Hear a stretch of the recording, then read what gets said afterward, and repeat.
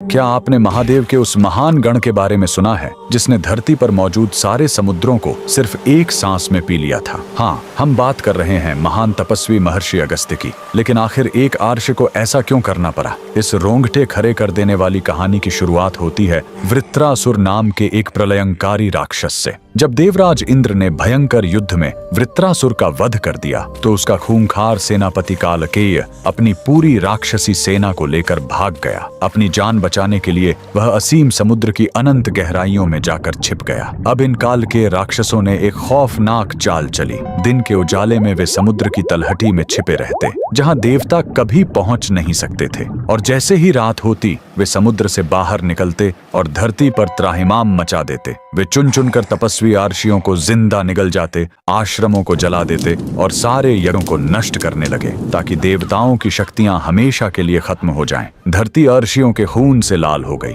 तब देवराज इंद्र और सभी देवता बेबस होकर भगवान विष्णु के पास पहुंचे। श्री हरि ने एक ही उपाय बताया। देवताओं, कालकेयों का वध तभी संभव है जब समुद्र सूख जाए, और इस पूरे ब्रह्मांड में केवल महादेव के अंश और उनके परम भक्त महर्षि अगस्त्य ही यह चमत्कार कर सकते हैं। देवताओं की पुकार सुनकर महर्षि अगस्त्य विशाल समुद्र के तट पर पहुंचे। महर्षि ने महादेव का ध्यान किया और अपनी हथेली आगे बढ़ाई, और फिर ब्रह्मांड का सबसे अकल्पनीय चमत्कार हुआ। हजारों योजन में फैला वह गरजता हुआ असीम महासागर महर्षि के प्रचंड तपोबल के आगे विवश हो गया। देखते ही देखते वो पूरा का पूरा समंदर एक छोटी सी बूंद में सिमटकर उनकी हथेली में आ गया, और पलक झपकते ही महर्षि उसे एक ही सांस में पी गए। देखते ही देखते लहरें मारता हुआ वह असीम महासागर एक सूखे और भयानक रेगिस्तान में बदल गया। पानी के बिना कालकेय राक्षस नंगे मैदान में तड़पने लगे। मौका मिलते ही देवराज इंद्र और अन्य देवताओं ने मिलकर उस पूरी राक्षसी सेना का संहार कर दिया। लेकिन इस घटना के बाद धरती पर भयंकर अकाल पड़ गया। सारे समुद्र सूख चुके थे